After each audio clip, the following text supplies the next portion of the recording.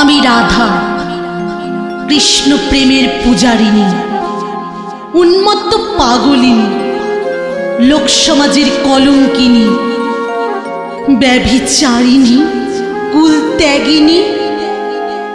যুগে যুগে আমি আসি বদনামের ভাগী হতে, তাই আমি সহ্য দায়িনী।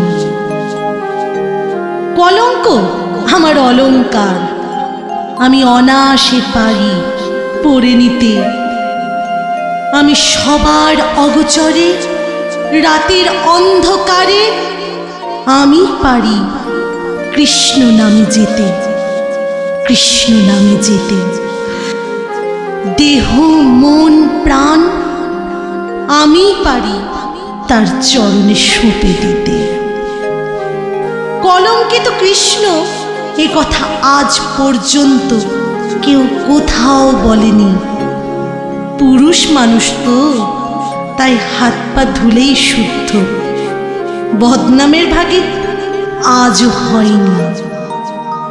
ছলা কলা ফন্দি মতলব কৃষ্ণ জানে বলে আজও রাধা ধরা পড়ে কৃষ্ণ প্রেমের জালে। সর্বাঙ্গে কৃষ্ণ ছোঁয়া সঙ্গবাসের পর আজও কি রাধা বলতে পারে কৃষ্ণ আমার বর? কৃষ্ণ পাশের রাধা শুধু মূর্তি পুজোই হয়। আজও রাধা কলঙ্কিনী, কৃষ্ণ নামের জল, কৃষ্ণ নামের জল, কৃষ্ণ নামের জল।